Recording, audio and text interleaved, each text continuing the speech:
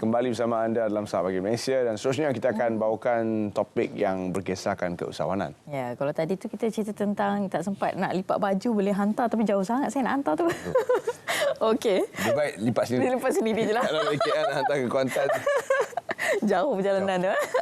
Okey, dan seterusnya kita nak bercerita tentang memanfaatkan ruang dan juga cipta peluang. Sebenarnya kalau kita tengokkan ramai usahawan-usahawan kita yang telah pun berjaya menggunakan ruang yang ada, platform yang ada untuk mempromosikan bisnes ataupun perniagaan mereka. Dan kita nak tahu juga pengalaman yang lebih lanjut lagi daripada Puan Ella kita yang mempunyai ataupun lebih dikenali sebagai seorang usahawan yang berjaya lah. Assalamualaikum Puan. Waalaikumsalam. Hai, salam sejahtera. Ya. Dan salam Malaysia Madani. Terima kasih kerana bersama kami Puan. Apakah antara peluang yang wujud pada ketika Puan sendiri memulakan perniagaan? Okey, masa saya mula perniagaan tu 2019 lah. And then lepas tu PKP kan. Tapi di situ saya nampak macam kita dalam industri perabot lah yang kita panggil, ada barang macam orang order daripada China kan, banyak dekat luar. So kenapa kita tak boleh nak buat online untuk benda yang daripada Malaysia tu sendiri kan. So di situlah saya nampak peluang yang saya rasa okey, kita boleh buat local produk sendiri, and then kita cuba marketkan online dan kita sendiri yang hantar barang semua tu daripada Malaysia. Kalau kita panggil, kalau pengguna boleh membeli barang yang dia orang tak nampak daripada China apa semua and ship ke sini, kenapa dia orang tak boleh nak membeli barang buatan Malaysia yang kita sendiri boleh hantar sendiri? Kalau ada apa-apa isu pun, kalau warranty pun senang kan. Maksudnya kalau ada setengah tu kita panggil bila barang sampai rosak ke apa kan, nak send balik pada China susah kan. Betul. So kita boleh ambil, so kita boleh bagi lebih servis pada kita punya customer sendirilah. Itu yang saya nampak peluang, sebab perabot benda yang besar. Betul. Kan kita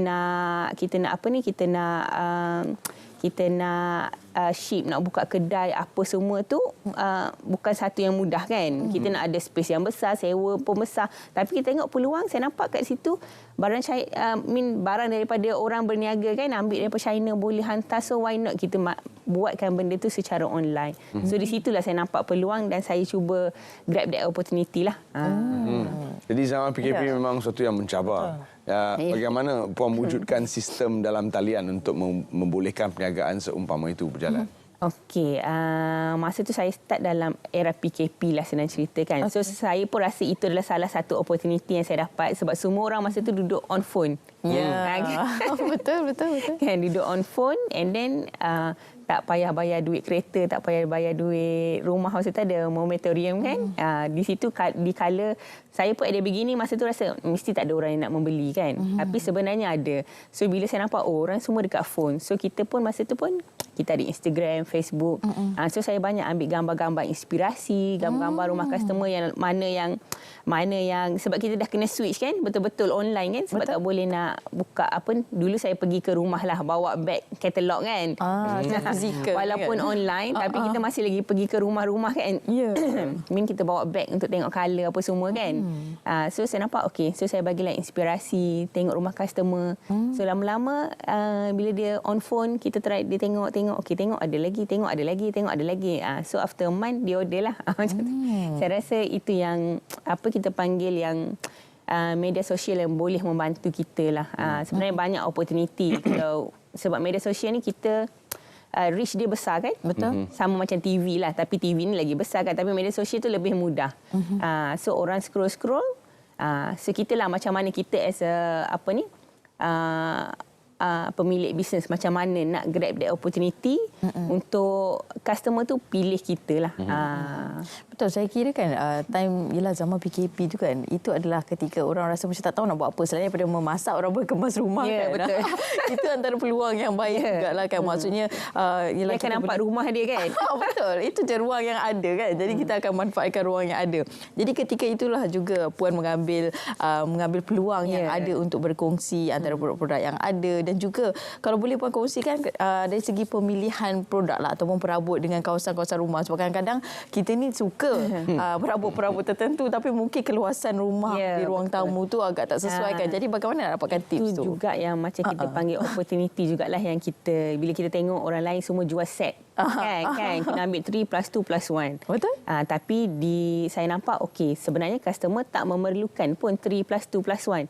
And then dalam market pun banyak jual yang benda 3 plus 2 plus 1 kan. So itu yang saya nampak okey.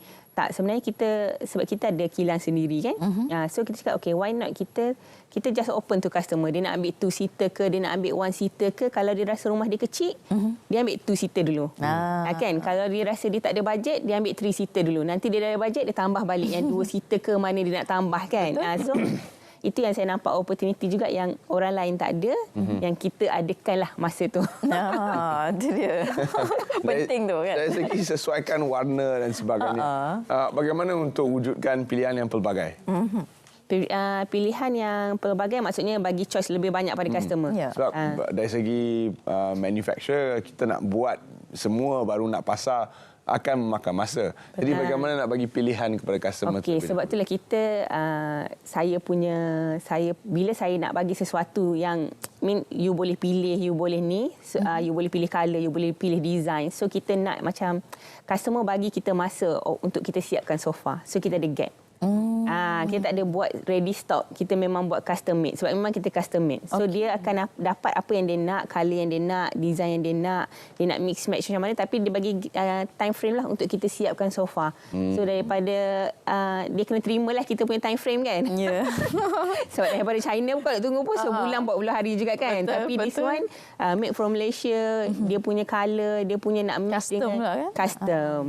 So saya nampak dekat situ tak ada masalah walaupun kita buat sendiri, walaupun kita buat di macam skala yang besar pun, tapi kita dah adalah kita time frame kita berapa banyak. So dalam masa sebulan, 3 minggu macam tu, insya-Allah barang customer boleh siap lah. Baik, kita banyak bertumpu kepada industri perabot. Secara untuk usahawan-usahawan yang mungkin berada dalam bidang yang pelbagai, apakah iktibar yang boleh mereka ambil daripada contoh seorang usahawan yang mencipta peluang, mencari peluang di mana peluang itu sebenarnya orang lain tak nampak? Saya rasa satu, kita tak boleh give up lah. And then nombor 2, kita sentiasa kena upgrade benda yang baru. Kita kena tengok apa yang boleh kita diperbaiki kan. So macam bila kita nak means kita kena cari opportunity apa yang orang lain tak buat, kita kena buat. So bila kadang-kadang bila bisnes kita tak ada kita bagi bisnes kita biasa-biasa saja kan. Mesti kita punya value yang kita bagi kepada customer tu ada dekat tempat lain. Kan? So kita sentiasa kena cari opportunity, kena sentiasa mencari benda-benda yang kita boleh bagi extra lagi pada kita punya customer untuk upgrade lah. Untuk customer tu pilih kita. And then kita rasa bagi saya dalam bisnes ni dia bukanlah sesuatu yang senang. Dia adalah sangat susah. Saya rasa kalau siapa-siapa yang daripada bisnes kecil pun susah dia macam tu, kalau bisnes yang besar pun susah dia tu besar jugalah. So dia tak ada situasi yang di mana mudah aja semua. Mudah. Bagi saya kalau situasi di mana kita berniaga tu mudah aja, kita di era yang kita panggil apa?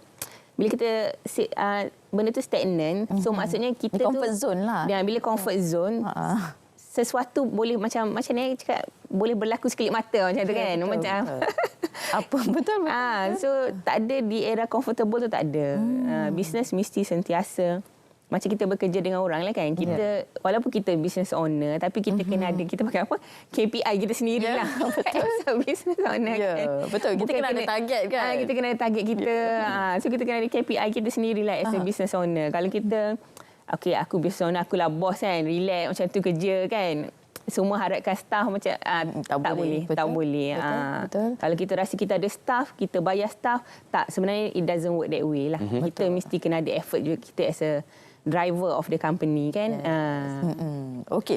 Nah, dan yalah Puan mulakan perniagaan di saat waktu yang sangat mencabar lah kan. Maksudnya pergerakan yang terbatas kan. Maksudnya nak menerima tempahan tu pun susah jugalah pergerakan harian nak mencari barangan dan sebagainya.